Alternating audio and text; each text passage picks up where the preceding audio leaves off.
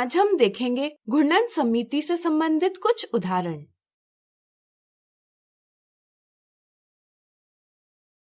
नीचे दर्शाई गई आकृतियों में घूर्णन सममिति यानी रोटेशनल सिमेट्री का क्रम पता कीजिए। हम जानते हैं कि एक पूर्ण चक्कर के दौरान आकृति अपने पहले की स्थिति से कितनी बार सर्वांगसम दिखाई देती है, उसे घूर्णन का क्रम यानी ऑर्डर ऑफ रोटेशन कहते हैं। चलिए पहली आकृति पर विचार करें। हमारी सुविधा के लिए हम यहाँ एक बिंदु अंकित करेंगे। अगर यह आकृति दर्शाए घूर्णन के केंद्र के चारों ओर घूर्णन करती है तो वह 180 डिग्री कोण के घूर्णन पर एक बार और 360 डिग्री कोण के घूर्णन पर दूसरी बार पहली स्थिति की आकृति से सर्वांगसम दिखाई देती है। हम कह सकते हैं कि पहली आकृति में क्रम 2 की घूर्णन सममिति है। चलिए अब दूसरी आकृति पर विचार करें। हमारी सुविधा के लिए हम इसके एक कोने में एक बिंदु अंकित करेंगे। अगर यह आकृति दर्शाए घूर्णन के केंद्र के चारों ओर घूर्णन करती है तो वह 120 डिग्री कोण के घूर्णन पर एक बार, 240 डिग्री कोण के घूर्णन पर दूसरी बार और 360 डिग्री कोण के घूर्णन पर तीसरी बार पहली स्थिति की आकृति से सर्वांगसम दिखाई देती है।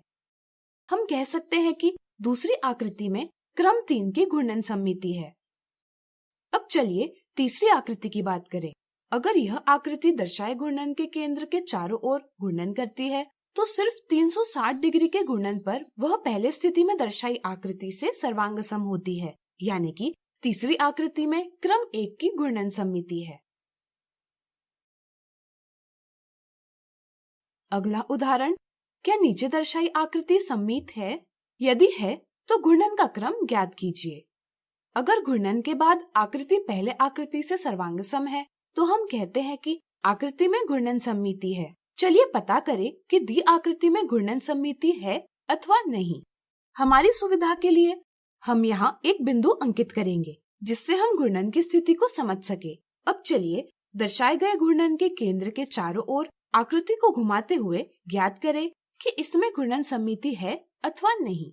जब इस आकृति को 60 डिग्री के कोण पर घुमाया जाता है तब हम देखते हैं कि यह आकृति पहले की आकृति से हूबहू मेल खाती है, यानी कि दोनों स्थितियों में आकृतियां सर्वांगसम हैं।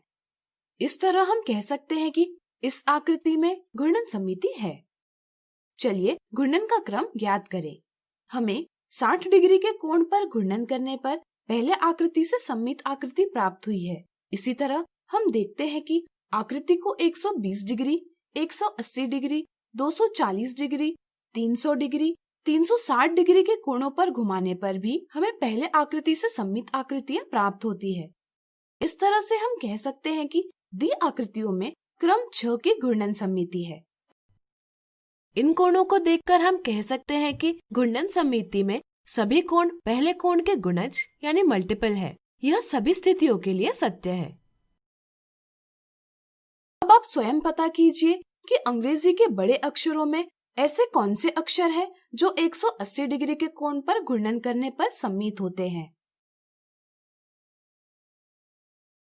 तो आज हमने देखे घूर्णन सममिति से संबंधित उदाहरण। अगली वीडियो में देखेंगे इनसे जुड़ी कुछ मिथ्या धारणाएं।